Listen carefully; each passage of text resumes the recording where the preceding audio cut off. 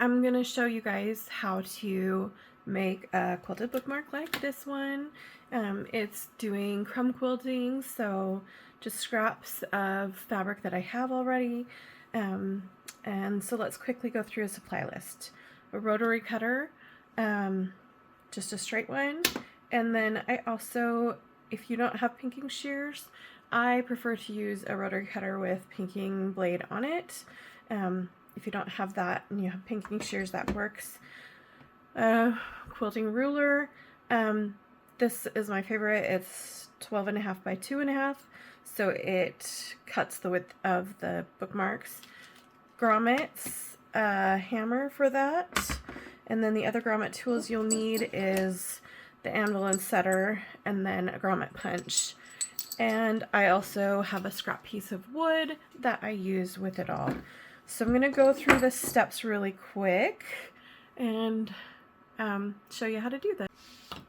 So first you start with some scrap fabrics. I've already pulled from my scraps. So I have some Christmas going on here. I decided to pull in some solids as well and make it a Christmas bookmark. So to start, I build typically 2.5 to 3 inches wide for my bookmark. So I'm just going to trim a piece off at 3 inches and go from there and decide what to add to it. Probably add a scrap of white on top. And then obviously you'll need your sewing machine for this. So I sew at 1/4 of an inch, just like quilting. So once I have that assembled, I press it. I prefer to press open, whichever you guys like to do, that's fine. And then grab another scrap. And I will do, I think I'll do that this way on, just kind of give it a corner there.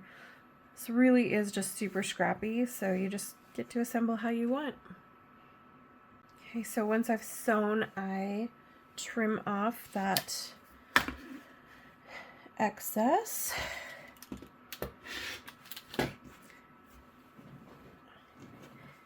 And press it open. I already pressed before I trimmed. I think I'd like to add red on the bottom. So some of these wonky pieces, you can still use them.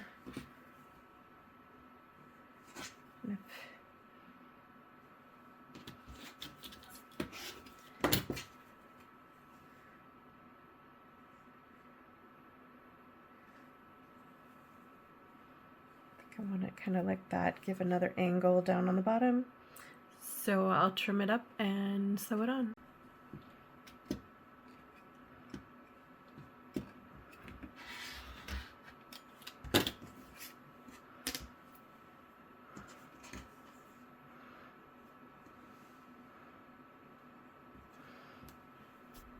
Again, I've pressed it open and I'm just going to trim off that side. Scrap, and then I have this scrap to add in. I think, no, I want it going straight up and down, but I want it on the angle. So what I'll do is just make sure it can go on the angle. Finger press,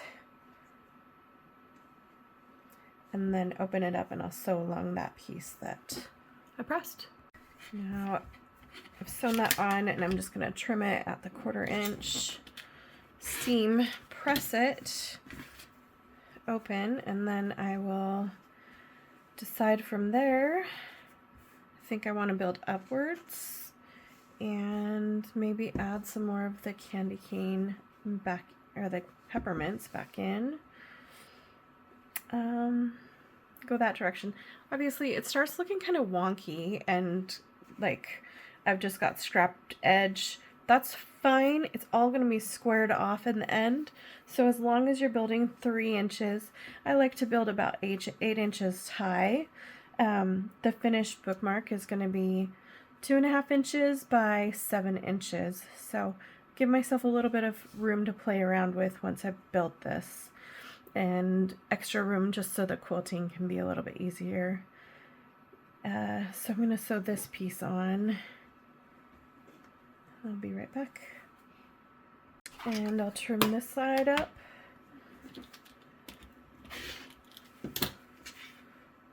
Square these off. So I'm just going to flip it open and square off this way. So I'm still building that kind of 3-inch wide rectangle. Doesn't have to be perfect. Once I'm done, it will be trimmed up, like I said. So I'm going to press this and then show you how I would quilt it or what I would do next. So this piece is just a little shy of 8 inches all the way across, but I know that I need 7 inches in height, so I'm not too worried about that. What I'm going to do now is just square off, maybe line that up, square this off so that it is about 3 inches wide. And see, I'm lining this up so these little peppermint stripes are straight on the side as I quilt it. So I'm not going to square off the ends, just the sides right now, and then I'll deal with the rest of it after I have it quilted.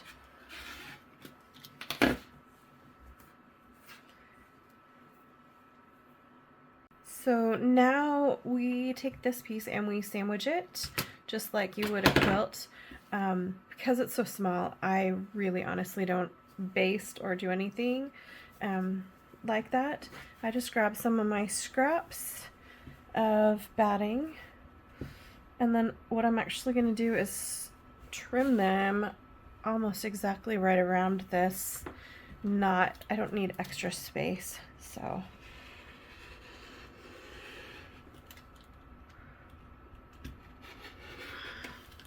trim it up right around. So I've got the batting there. And then I need a backing. So this isn't quite wide enough, and it isn't quite 2.5 inches, which is what I want. So I'll go for probably some more of this on the back. And what I'll do is just, like I did for the batting, pop it on and trim around. It doesn't have to be perfect because at this point I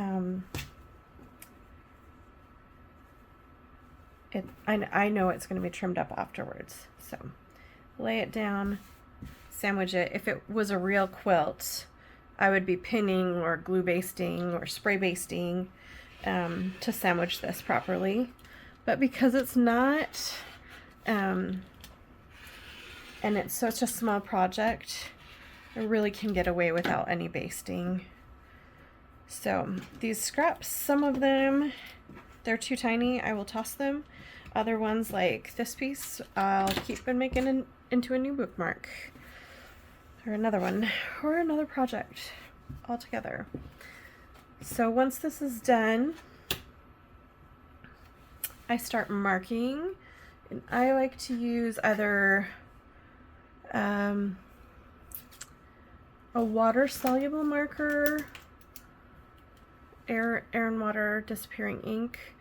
This one's air and water soluble, or a sew line pencil. There's multiple colors of these. They're awesome. They kind of just wipe away as you sew almost. So I do like these. And what I'm going to do is mark. So obviously you can quilt these a million ways. I'm going to do a diamond grid today and show you that. I know this is about 3 inches wide, so I'm going to mark the center line at 1.5.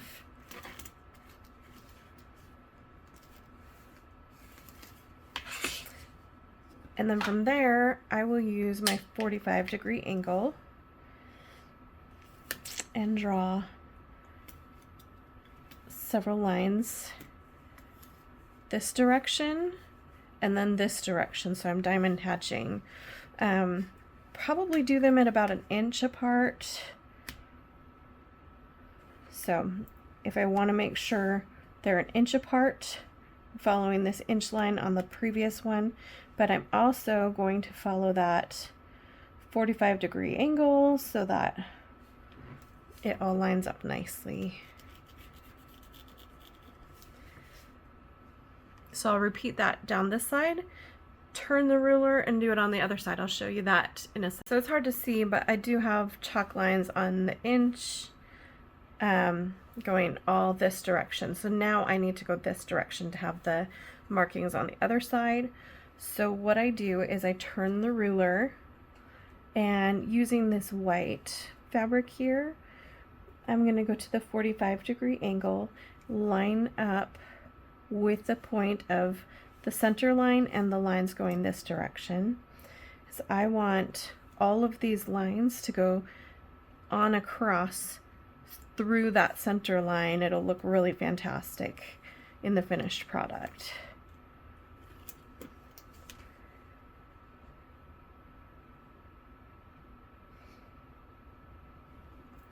And so I'll just repeat that across this, and then I will sew not the center line, that was just for marking, but I will sew all the cross-hatched lines, and then I'll be back. Okay, so I'm back. You can see I sewed along those lines and have this beautiful grid line on the angle. So it's a diamond hatch kind of quilting. Now I get to make the shape of the bookmark. So to start, I'm actually going to trim up the bottom of the top. I know I want a 7-inch high, so I'm going to go sideways here and work on the top and the bottom. I like to make sure I'm not catching seams on the edges of things, so I wouldn't cut right here, for example, and have that seam on the corner. I feel like this is a decent position here, so I line it up on that line, make sure I square this off nicely, and then do this side.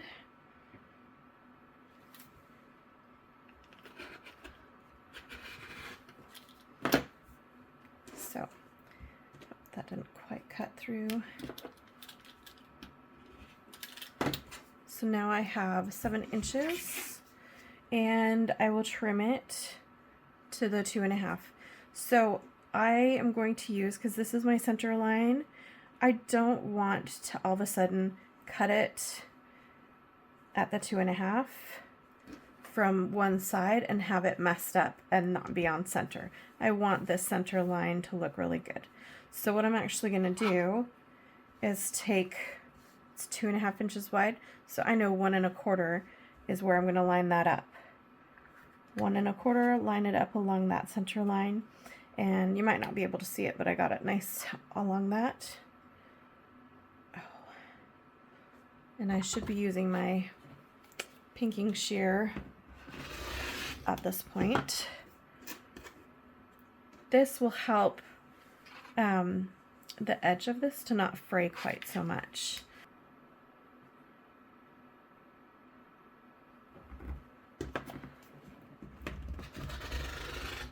So it is nice and rounded. There we go. Got it a little bit better there. So now go back and do the top and the bottom. I should have done this with the pinking shears too.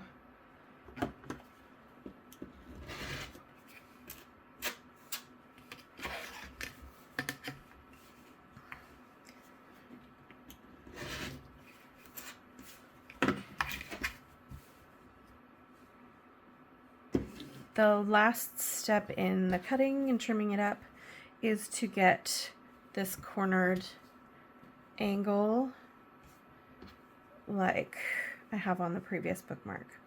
So what I do is I line it up across the top,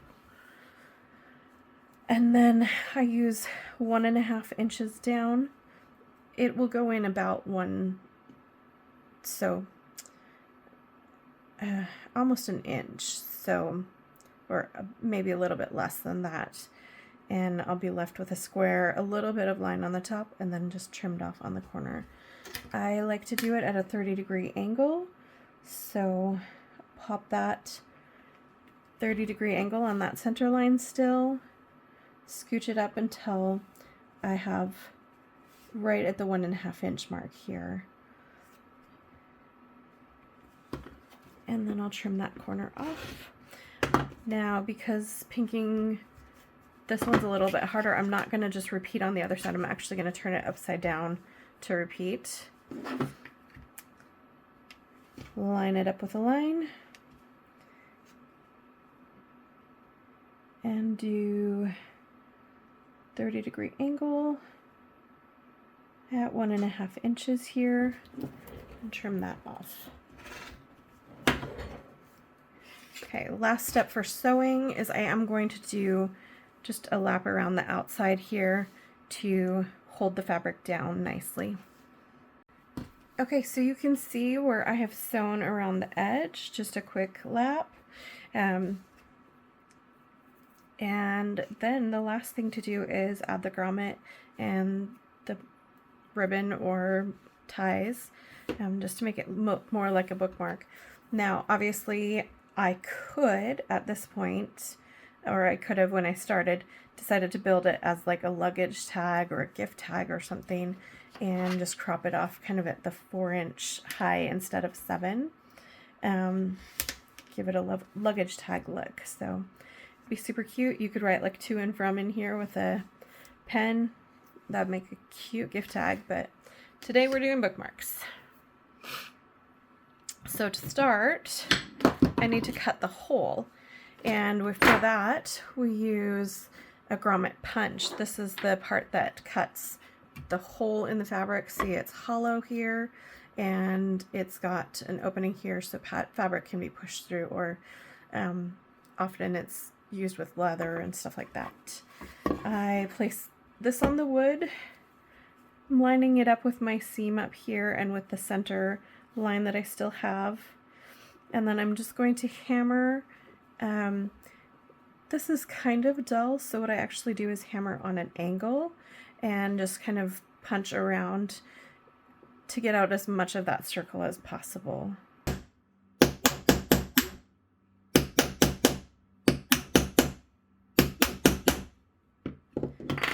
So once you have the hole, and I obviously I cut where I'd been punching, you grab your anvil, your setter, and this has a hole to go over this piece here, and then you grab your grommet and eyelet. Grommet has of the stem part to it, and it goes on the anvil like that, so face down, and then the fabric actually goes on top of that. Make sure that this goes through. You want the stem of that grommet to poke up above the fabric, and then I need to grab an eyelet.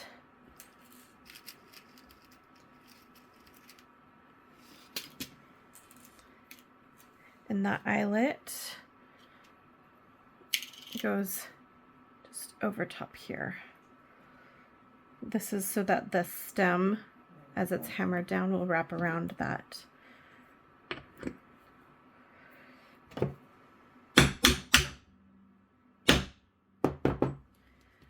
Okay, you can see the metal wrapped onto that grommet. It will hold it really nicely, and the front looks fantastic.